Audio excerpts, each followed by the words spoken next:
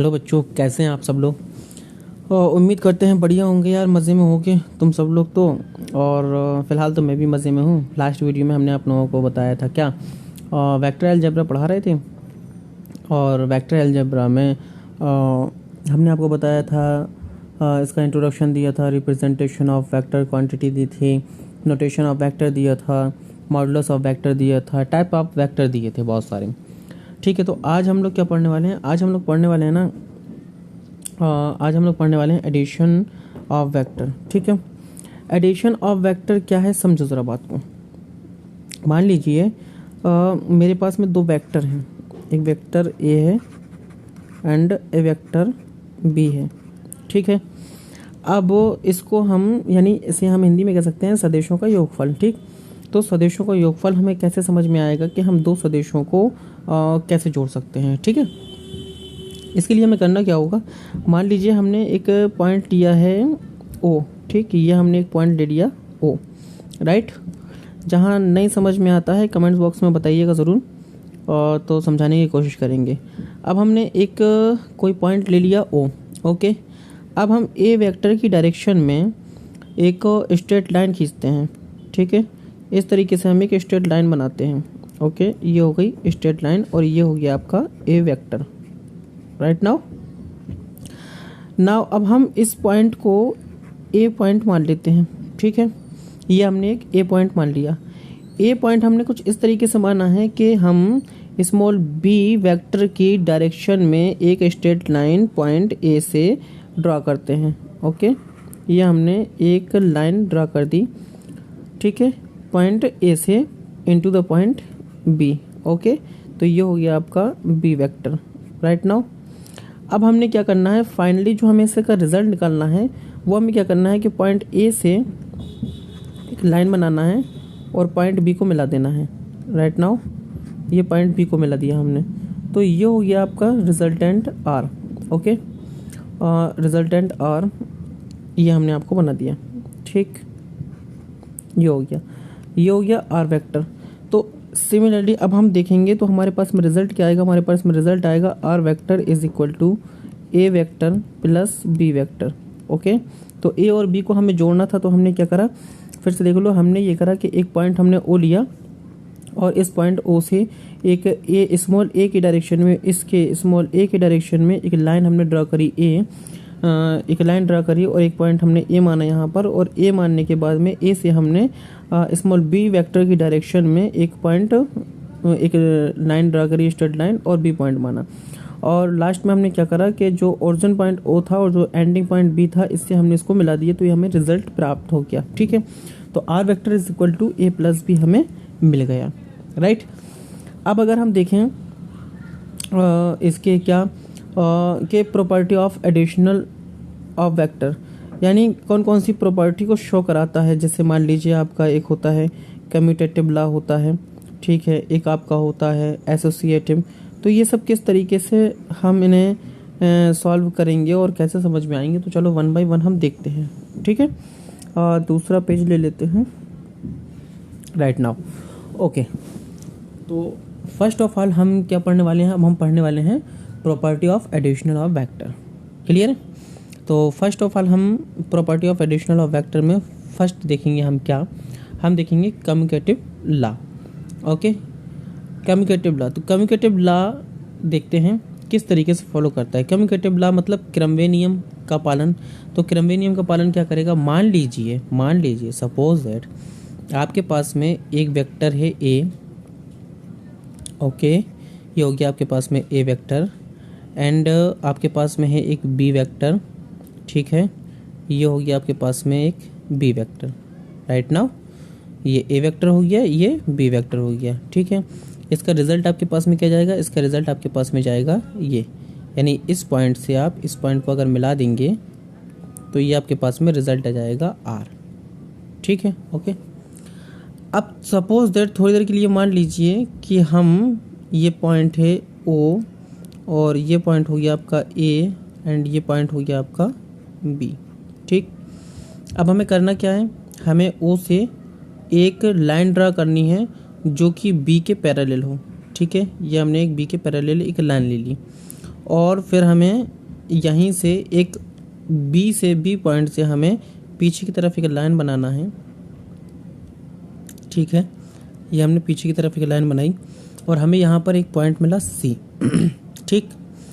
तो ये बी के पैरेलल है, तो सपोज ये बी वेक्टर हो जाएगा, और ये ए के पैरेलल है तो ये ए वेक्टर हो जाएगा, ओके।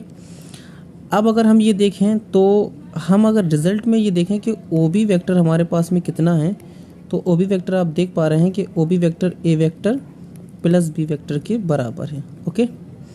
अगर हम अगेन यहाँ से देखें कि ओ बी वेक्टर कितना है, वंस अगेन, तो O B vector is equal to हम लिख सकते हैं ओ सी वेक्टर, ठीक है, और प्लस में हम लिख सकते हैं आपका क्या, सी बी वेक्टर, है ना, सी बी वेक्टर।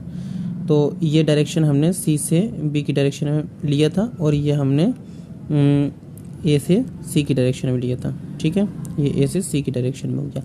तो अब यहाँ पर आप ये देख पा रहे हो कि ओ सी आपके पास में कितना था, ओ सी आपके पास में था बी वेक्टर, ठीक, और प्लस सी बी आपके पास में कितना था, ए वेक्टर। तो सपोज दैट ये ओ बी है, ये ओ बी है, तो ओ बी अगर इक्वल करेंगे हम, तो यहाँ पर हमारे पास में रिजल्ट जो आया है वो आया है A plus B is equal to B plus A. ये यानी कि हमारे पास में ये पता चला हमें कि जो एडिशनल ऑफ वेक्टर होता है वो कम्यूटेटिव लॉ को फॉलो करता है, क्लियर है। दूसरा आपका आता है नाउ सेकेंड। तो सेकेंड आपका जो है दूसरा वो होता है आपका एसोसिएटिव लॉ, ठीक है। एसोसिएटिव लॉ क्या कहता है, एसोसिएटिव लॉ वैसे तो आप ये जानते हैं यानी सहचर नियम, और सहचर नियम में ये देखेंगे कि जो तीन वेक्टर हैं, मान लीजिए ए प्लस बी, कुछ इस तरीके से होता है associative, A plus B plus C vector is equal to होगा किसके, ए वेक्टर प्लस इस तरीके से B vector plus C vector के, ओके। चलो इसको समझते हैं। मान लीजिए हमने एक ड्रा करा, एक लाइन ड्रा करी हमने, ये रही एक लाइन, और ये हो गया आपका ए वेक्टर, राइट नाउ, ठीक है। ये ए वेक्टर हो गया, ये आपके पास में एक ओरिजिन पॉइंट था, मान लीजिए ये ओ हो गया, और ये एक पॉइंट था आपके पास में, ये ए हो गया, ठीक है। ए से हमने ड्रॉ करना है एक वेक्टर और वो वेक्टर मान लीजिए कि आपका बी वेक्टर हो गया, ठीक है। काम करते हैं, ये बी वेक्टर हो गया, यानी स्मॉल बी ले लेते हैं, ये बी वेक्टर हो गया, ठीक है, इस डायरेक्शन में, और ये पॉइंट हमारा हो गया बी, ठीक है। अब एक लाइन हमें और ड्रा करनी है, ये बी पॉइंट से लेंगे हम, और बी पॉइंट से हमने एक लाइन और बना दी, और ये हो गई आपकी सी वेक्टर, ठीक है। ये आपका कौन सा वेक्टर हो गया, सी वेक्टर हो गया, और यहाँ पर हमने पॉइंट मान लिया डी, राइट नाउ। अब हमने तीन वेक्टर जोड़ लिए, तो हमारा जो रिजल्ट होगा वो ओरिजिन पॉइंट ए से और डी की तरफ जाएगा, और ये हमारा रिजल्ट होगा, और ये हम कहेंगे इसे आर, ठीक है, राइट नाउ। अब आप ये देखेंगे कि फर्स्ट ऑफ ऑल अगर मान लीजिए हम ओ से बी को मिलाएं, ठीक है, किसको मिलाना है, ओ से बी को मिलाना है, ठीक है। अगर मान लीजिए हम ओ से बी को मिलाते हैं बी की डायरेक्शन में, और इसका रिजल्ट मान लेते हैं कि R1 है, मान लिया कि R1 है, तो आप ये देख पाएंगे कि R1 बराबर जो है वो आपके पास में आएगा A vector plus B vector, right now.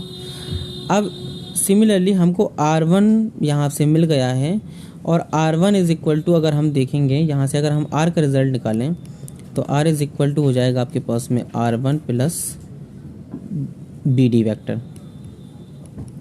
ठीक है, R1 plus B D vector या R वेक्टर, तो ठीक है। अब यहाँ पर R वेक्टर बराबर निकालेंगे तो R वेक्टर बराबर जो हमारे पास में रिजल्ट आएगा वो R1 की वैल्यू हमारे पास में आ चुकी थी ए प्लस बी वेक्टर, ठीक है, ये हम पहले से फाइंड आउट कर चुके थे। एंड नाउ यहाँ पर जो बी डी वेक्टर है वो बी डी वेक्टर आपके पास में कितना है, बी डी वेक्टर आपके पास में है सी वेक्टर के बराबर, तो ये ए प्लस बी प्लस सी हो गया आपके पास में, ठीक है। अगर मान लीजिए हम यहाँ से एक लाइन ड्रॉ करें ए से डी में, कहाँ से, ए से डी में हम एक लाइन ड्रॉ करना चाहते हैं, ठीक है, और मैं कोई सा भी कलर ले लेता हूँ, ब्लू कलर ले लेता हूँ, ठीक है, ताकि आपको समझ में आ जाए। ये मैंने एक्चुअली में मैंने ए से डी की तरफ लिया है, ठीक है, ए से डी की तरफ लिया है। तो ए से डी की तरफ अगर हमने लिया है और मैं मान लेता हूँ इसको कि ये R2 वेक्टर है। Now we get R2 vector लगा लेते हैं इस पर। तो R2 vector is equal to कितना हो जाएगा आपके पास में, B vector plus C vector हो जाएगा। क्लियर है, B vector plus C vector हो गया। अब अगर हम देखें B vector plus C vector ये किसके बराबर हो गया, ये आपके पास में A D वेक्टर की वैल्यू आ चुकी है। राइट नाउ हम again R is equal to R vector की वैल्यू अगर हम निकालेंगे तो R वेक्टर की वैल्यू हम कितना लिख सकते हैं, R वेक्टर हमें यहाँ से O से D की तरफ रिजल्ट निकालना है, तो हम इसे लिख सकते हैं OA प्लस AD। सिंपल है ना, ट्राइंगल थ्योरम से। तो हम इसे लिख सकते हैं OA वेक्टर और प्लस में हम इसे लिख सकते हैं AD वेक्टर। राइट नाउ अब यहाँ पर हम ये देखना चाहते हैं, मैं कलर चेंज कर लेता हूँ। तो मैंने यहाँ पर ये देखा कि हमारे पास में जो R vector is equal to आया है वो OA प्लस AD आया है, और OA की वैल्यू हमारे पास में A वेक्टर थी, तो ये हमारा A वेक्टर हो गया, ये सिंगल था। और AD की वैल्यू हम फाइंड कर चुके हैं, AD ये आपके पास में AD था, है ना। R2 जो हम निकाले थे वो आपके पास में AD ही तो था।